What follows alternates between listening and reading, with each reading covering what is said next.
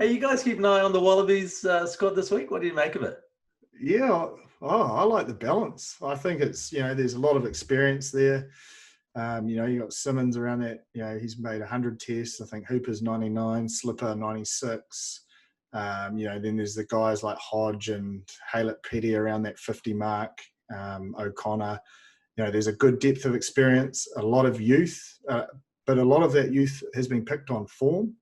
And then there are a couple of ones that are probably in and around that potential for a 44-man squad, which you probably expect 3 or 4 based on how well the Aussie under-20s have gone and getting them in the system and understanding. But look, I think it's a great balance, and it's pretty clear the type of character that he's picked up front.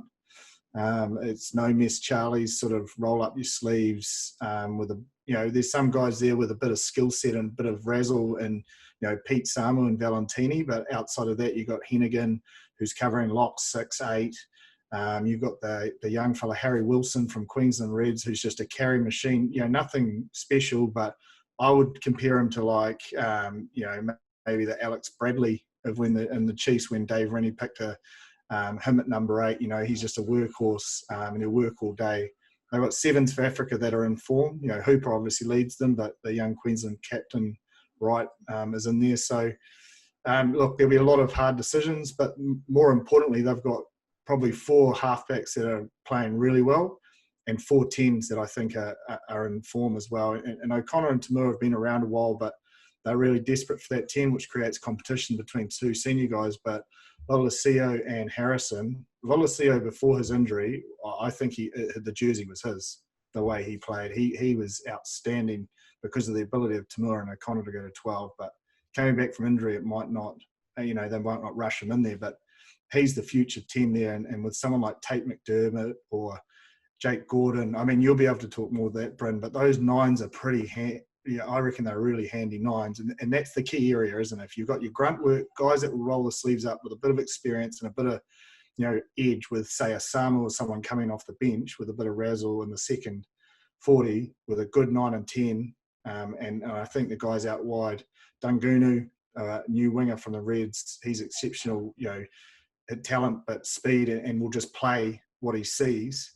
And I also like Ram from the Waratahs, his counter-attack ability, his work as a pendulum in terms of covering kicks, and his ability to come back but also kick himself is exceptional. That selection, right, you are right around like the competition. Like if you think about it, how many people they've selected, and traditionally early on, like Dave Rennie, he's pretty ruthless around performance. And so he's not afraid to chop and change and go in with the form players. So if you think the time when they're here at the Chiefs, you had a lot of guys that were playing in and out. And you really had to play well, you had to train well and play well to regain your start, so to regain your position. So I think the squad that he has selected, that Jipper nicely put together, I think it's going to be great, mate. And I think the fact that it's going to be in Australia as well, what it's looking like, what it's going to be an advantage for them. And I think a great time for Australian rugby, especially with Dave Rennie and his background of being able to bring teams that have struggled in the past to bringing them to winning championships and winning good and playing really good rugby. So an exciting time for Australia, and it's going to be a great series when everybody gets over to Australia.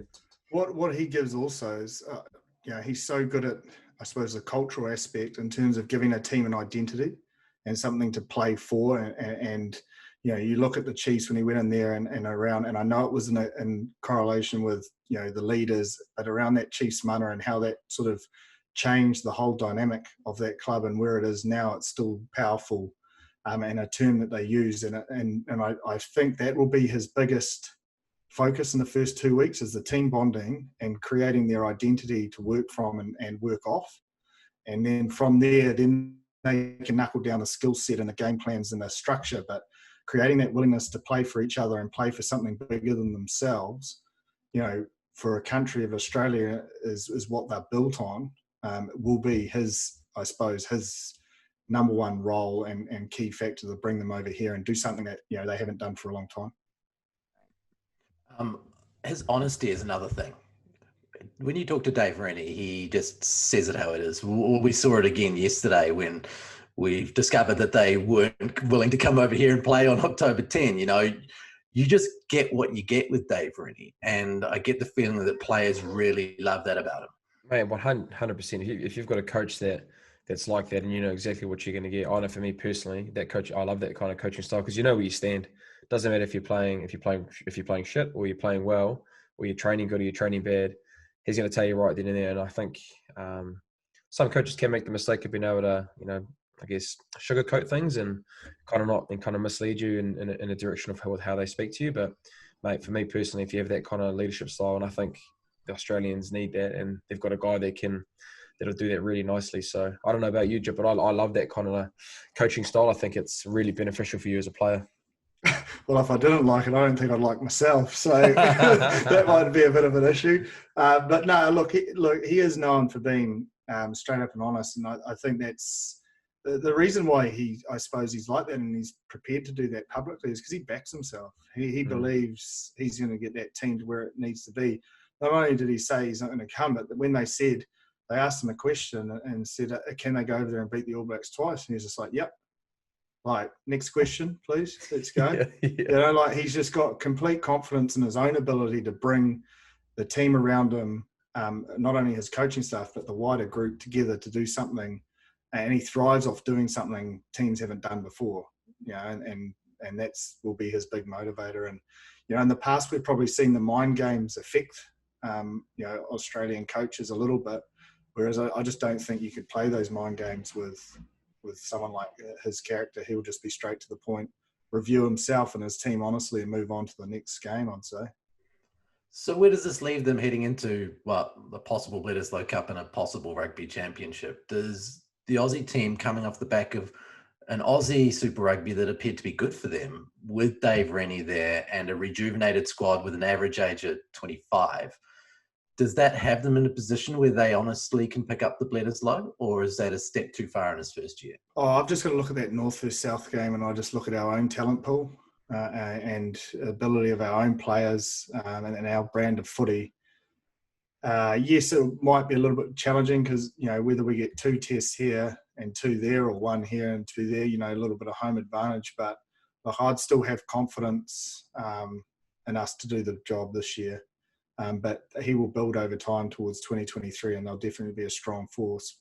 But it certainly will be a bigger challenge under his regime than previous years, I believe. But also it's a double-edged sword because the All Blacks know what's coming. So that just sharpens them a little bit too. It sharpens their coaching group. It sharpens their leadership group. And understanding, you know, like guys like Sam Cane, who's the captain of the All Blacks, knows exactly how Rennie drives his teams.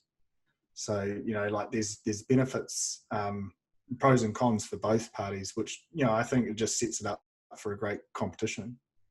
I think there may be, might be, you know, some little teething problems with that, and I think culture takes a while to kind of blend it all together. But I think whenever you play again, you know, as an Australian team and Australian people in general, and they love being underdogs, and then they're not going to just lay over and, you know, give us 3 or 4 wins in the Bledisloe. You know, they're going to come hungry, and every time they get a chance to play the All Blacks, you know, I'd like to think that, you know, they lost 5 to 10%. So I think with the balance with, you know, David Rennie coming in and having his messaging and how he wants to drive the team with the enthusiasm and I guess the young squad that they have mixed in with the experience that they do have, you know, I don't think it's going to be an easy task. It's going to be tough, and for the fact that they could be having the majority of their competition over in Australia as well, you know, it could be a long tour for our guys, which I think with a lot more experience now where they'll be able to deal with that. But I don't think it's going to be easy, and it's going to be probably a good challenge for us, I reckon.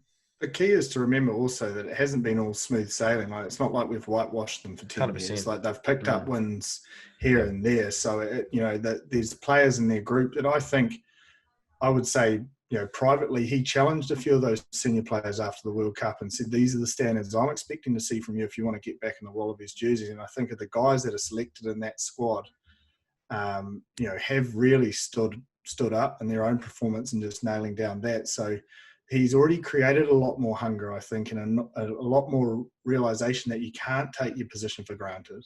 And I think you've seen that based on the performances they've given for their club sides over in Aussie. Yeah.